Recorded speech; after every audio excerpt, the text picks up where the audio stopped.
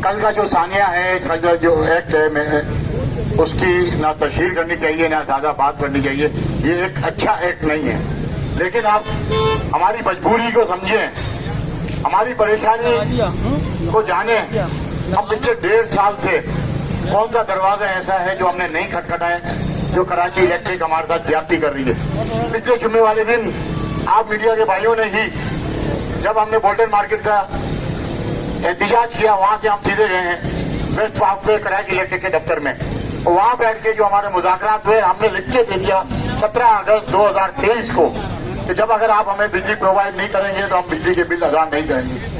23 तारीख को due date थी, 23 तारीख को ही वजीर आजम, निगरां वजीर आजम पाकिस्तान को भी हमने हमारी जो परेशानी थी गोश गुजार कर दी और हमने बता दिया हम बिजली के बिलों की अदायगी रोक रहे हैं। हमने आपके जरिए भी ये पैगाम उनको पहुंचा दिया।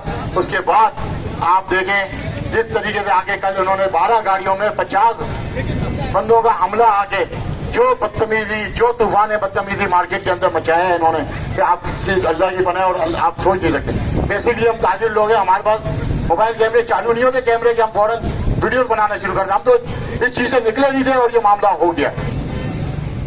कल शाम को 4 बजे नेपियर थाने में हमने एक दरख्वास्त जमा कराई कराची इलेक्ट्रिक के खिलाफ, और मैं ये बताऊंगा चलू जो इन्होंने हमसे भेजा कि हम पे दफा लगाइए।